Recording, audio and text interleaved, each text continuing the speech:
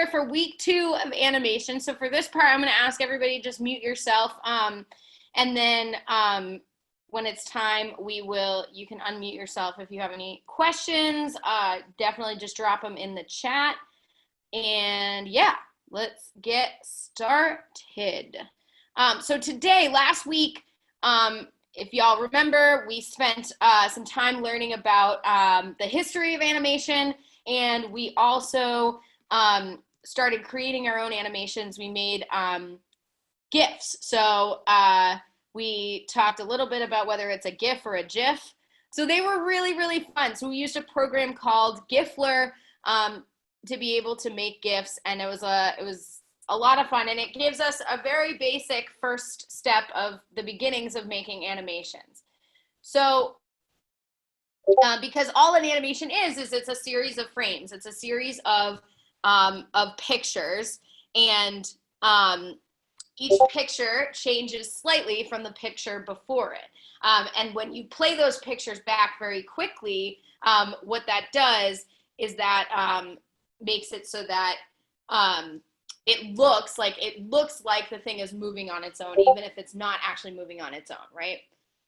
So today I'm going to show you guys how to use Piskel, which I think is one of my favorite free internet tools, and also potentially Canva, depending on how much time we have. Both of them are free graphic design programs. Piskel is specifically for making 8-bit animations, which we're going to talk about in just a second. But Canva is really good for making like flyers or business cards or posters or social media animations. And you can make your own custom animations with Canva as well. But I think Piskel is what we're going to focus on today, and get you guys starting with some 8-bit animations. And what's cool about that is that you'll be able to use the animations that you make today. So the animations that you make today, the frame by frame animations, you can download as a GIF, but you can also download them as individual image files. And we're going to show you next week how we can load those image files into Scratch, which is another great program that you can use. It's also free to make animation. So we're going to kind of like take your Scratch animation to the next level with the stuff that you create today. And so all of this has to do with the concept of frames per second, which is, again, frames per second is how many photos, how many images are you playing back in a given second. So 1 frame per second is going to be very, very, very choppy. 6 frames per second means that 6 photos will be shown in a second. So think about that when you're creating your GIFs today, and when you're creating your animations in Scratch as well. And Piskel, everything that we're going to be talking about in terms of Piskel and animation is also really relevant. Just like with Scratch, you can use Piskel to make games as well, to make items in games. And we're actually going to watch a series of videos that kind of go over the tutorial of how to use Piskel, that shows you how to make a potion that the person who's creating it is going to use later in his game design, which is something you can do with Scratch as well. So pretty cool. So just so everybody, if you guys want to take a minute and just pull up Piskel on your computer, we're going to watch a series of videos that are going to go over all the tools, but I want to make sure that people can get to Piskel. So I'm just going to drop in the chat the link to the app. It's a browser-based app, so it goes directly into your browser, and you don't have to download anything. But you do, if you have a Google account or an email address that you want to sign up with, it's a good idea just because it will save all of your projects, okay? So, yeah. So, if you guys just want to make sure that you are able to access the website, I don't want you to get started yet because I want to watch these 3. I have 3 videos. One is the very basics of how to draw in Piskel. The next one is for animation. Knowing how to shade your animation is really important, so we're going to watch that. And then the third one is how to animate in Piskel. So how to create multiple frames, which will then repeat as an animation. And then we're gonna give you a bunch of time to work on your animations, okay? So we're gonna go through these videos first. And if anybody has an issue with signing into Piskel, just let us know in the chat. Okay, sorry. Zoom is fun. All right, here we go. And this is all created by a YouTuber whose info I can drop in the chat as well. But this gives you a very basic overview of how to use Piskel and what the animation styles can look like. What's up, guys? In this video, we're going to start recreating this potion sprite and begin learning the Piskel interface.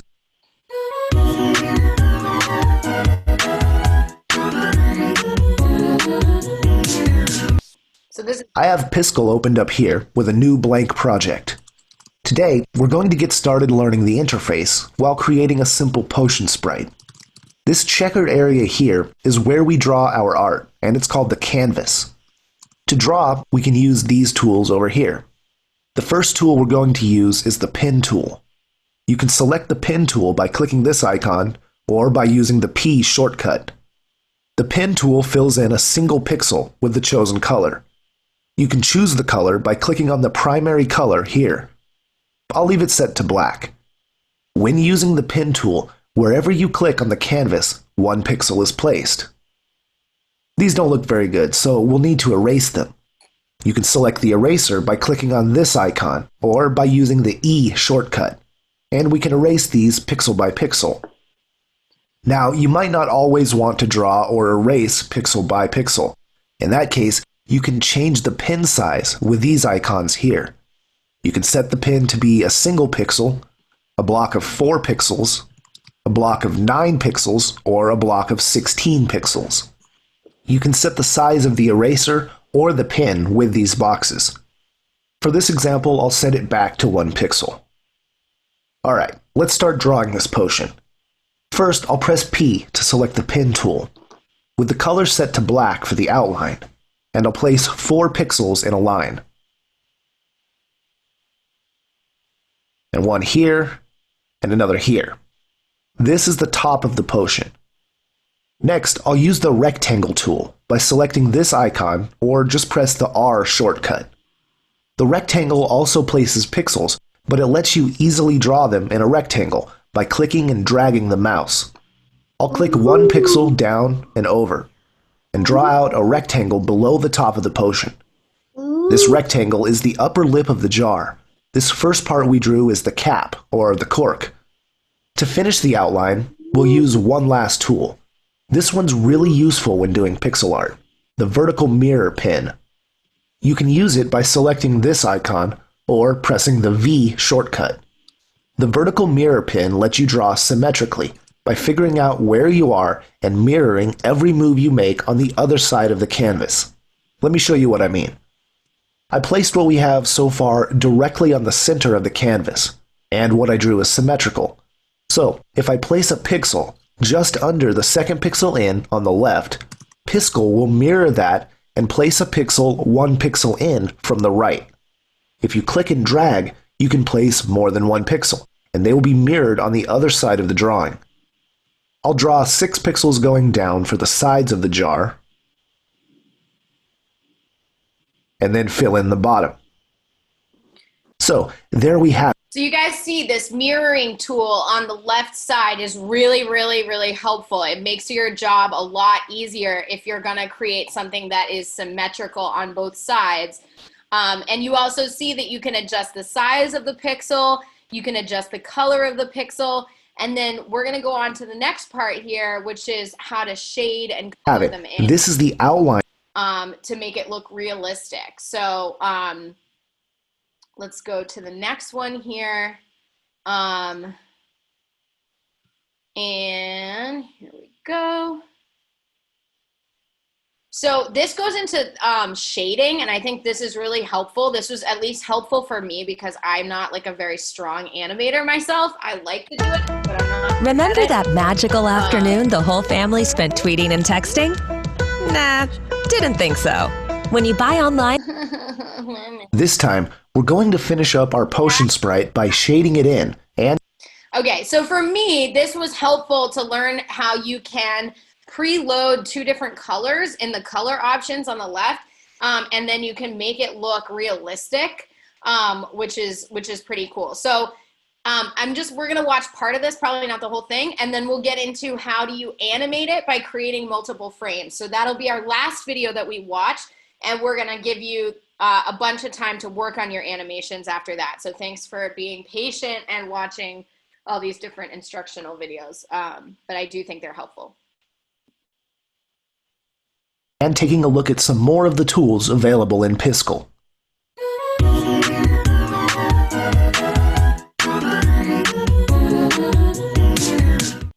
Now that we have our basic outline, we can finish this potion sprite by shading it in. The first thing we need to do is select some colors for the shading. I want this potion to be red, and we need to select a primary color and a darker secondary color to give the sprite some depth. To set the primary color, click in this upper left color box. I want something red. For this, I'm going for something subtle, not too bright. Okay, that will do. Then click on the lower right color box to select the secondary color. And go for a darker and bolder red. Alright, that should do. When you're using the pen tool, you're able to use both of these colors without pressing any keys or switching between them. Just press the left mouse button for the primary color and the right mouse button for the secondary color. Also, if you make a mistake, you can use Ctrl-Z to undo. We could shade this potion in with just the pen tool, but I'd like to show you how to use the paint bucket tool. The paint bucket will fill an entire area with a color. The paint bucket tool is right under the pen tool, or just press the B shortcut. If I click inside the potion, the entire area is filled with the primary color. If I right-click, the area is filled with the secondary color. So this is really important. So if you have like a laptop, knowing which side of the mouse you're using will make a big difference if you decide to choose your primary color and secondary color. So it means that you don't have to like click between the 2 different colors to select them. You just have to switch which side of the mouse you click on, okay? So that's a pretty important point. And I didn't even know about that until I watched these videos. So I'll go ahead and fill it with the primary color, and then we'll use the pen tool to shade in the potion with the secondary color. First, I'll press E to switch to the eraser and erase this top line here so the potion isn't filled to the very top. Press P to switch back to the pen tool. And since we're using the secondary color, right-click where you want to add shading. I like to go line by line and take it slow. If you make any mistakes, just hit Ctrl-Z. It's good to let off the mouse button often so that if you do make a mistake, you don't have to undo everything you just did. You can undo step by step, going back just as far as you need. So this is a really cool trick that he's showing you of how to shade something to make it look like it's 3D, right? Even though it's a very simple animation, now it's beginning to have more depth, like he mentioned. So usually the darker color goes on the left-hand side, and the lighter color goes on the right-hand side. So just keep that in mind. That's a good rule. Now, we need to grab another set of colors for the glass of the bottle. Click the primary color box and select a light blue color. Okay, so we're gonna just skip that part because I think you guys can figure it out. He's doing the same thing. He's just doing it and shading to all the way to the top. One of the things he also shows, and I just got to give lots of credit to this YouTuber, Today's Tuts. So if you want, or Toots, I guess, tutorial. I don't know. I'm dumb. Anyway, he's got a lot of really helpful stuff on Piskel and other types of animation as well. He does go into how to create layers for your animation. I'm not going to go into that today. We're going to skip that one. But we are going to talk about how to actually animate it, because this is really just showing you how do you create a detailed drawing and make it look cool in Piskel. The next step is how do you actually animate it? And that is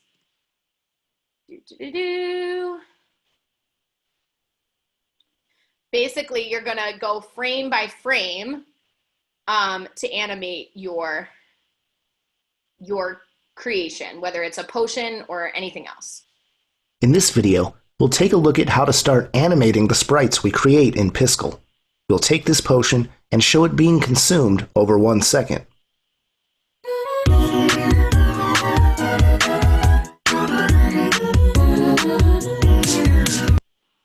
So far, we've created a potion sprite, and we split the bottle and the potion onto 2 separate layers.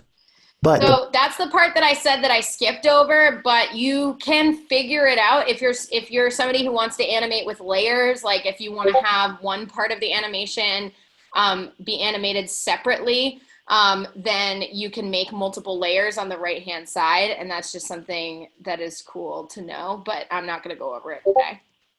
The potion still only has 1 frame.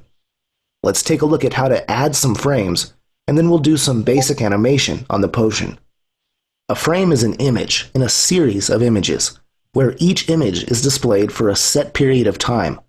These frames are displayed in sequence, which creates the animation. You can see all of the frames created for this sprite on the left side of the screen here. You can only see the bottle layer right now, but if I select the potion layer, the frame will show that layer as a preview. Only the currently selected layer is shown in the frame preview. To add a new frame to the project, click on Add New Frame. This adds a new blank frame at the end of the timeline after all other frames. If you click on the lower left corner of a frame and drag it, you can reorder the frames. So this is just like with the GIFs that we made last week, you can rearrange the way the photos were in order to change the GIF. And in this case, you can rearrange the frames as well. And similarly, they're going to show you how you can delete frames and how you can also duplicate frames. If you click on the top right corner on the trash can, you can delete a frame. And if you make a mistake, you can press Ctrl-Z to undo. Last, if you click on the icon in the bottom right corner of the frame, you can duplicate that frame. With the second frame... So a lot of you guys are going to be doing duplicates, right? So you'll be duplicating the frame so you don't have to redraw everything you already drew. And you can just slightly change the drawing, right? Just like they're doing with this potion. Selected, press E to select the eraser tool. I'll erase the entire top line and some of the line below it. Then I'll duplicate the second frame, and we can erase a little more. So you see how it's slightly changing. Duplicate the third frame, and erase. And continuing to slightly change. And this is how the... I want this animation to consist of 6 frames of the potion being consumed, so I'll duplicate the 4th frame, and erase.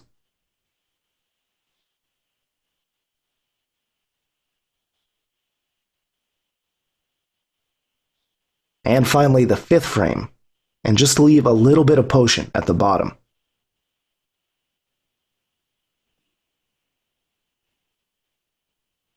Duplicate the 6th frame and erase the last bit of potion. One of the best features of Piskel is the live preview of animations you create. The live preview can be seen in this window here. Right now we don't see a preview of the animation because I have the frame rate set to 0. You can see the current frame rate here, next to FPS. So FPS stands for frames per second.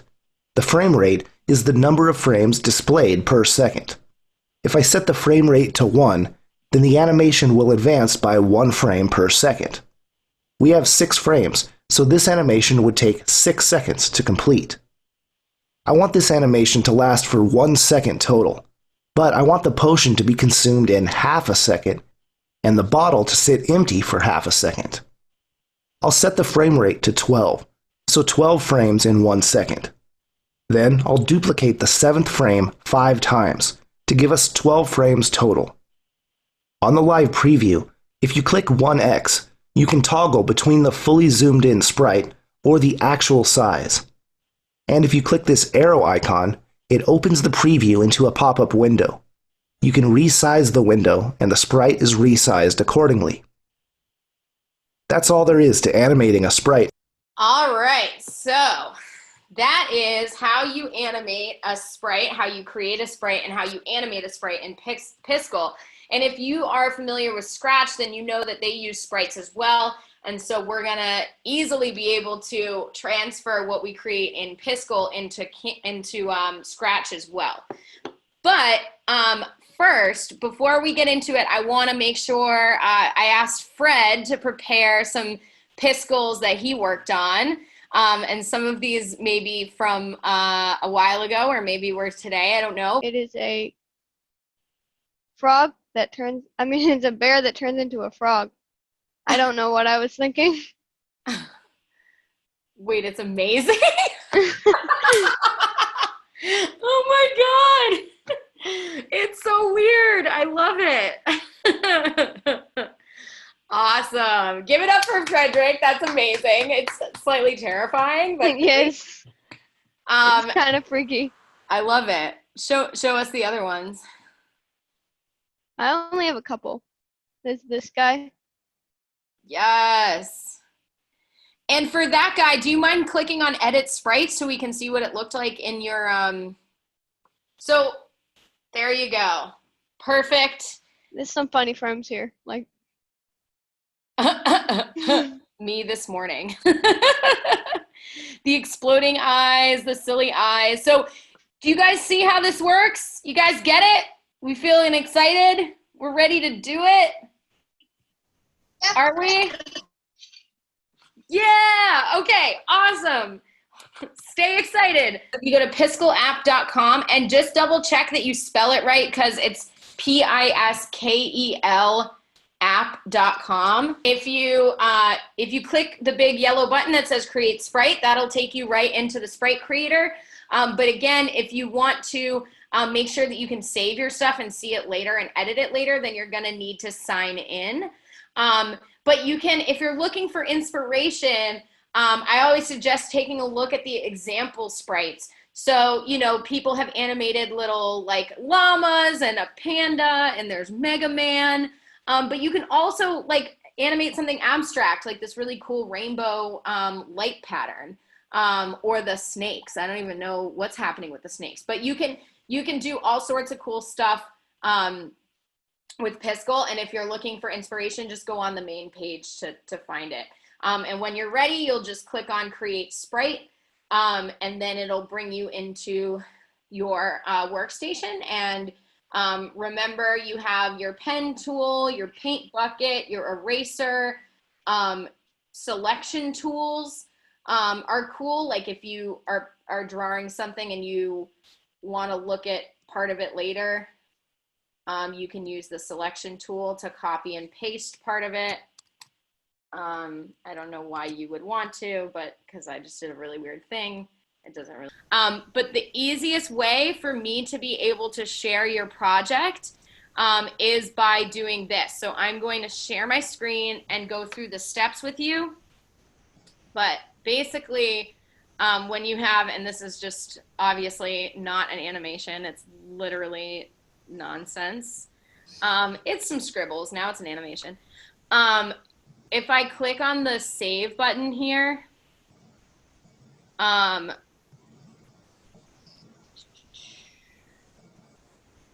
sorry, the export button. So right underneath the save button, we have the export button, and you're gonna click upload, and it's gonna give you a magical URL that you can copy and paste into the chat. So it's saying it's taking a second, and it just worked for me, so let's make sure it works now.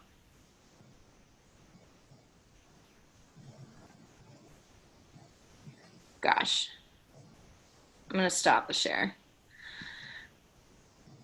But if I click upload, then it shows me now. So I'll show it to you so you guys see I didn't make it up. It was just being really slow when I was screen sharing. But what'll happen is it'll say your image is now available at blank blank blank .gif. And then so you'll just copy and paste that link, and you should be able to see your GIF, which in this case you can barely see because it's on a black background. I think you guys are really smart and you'll figure it out. So So do the best you can.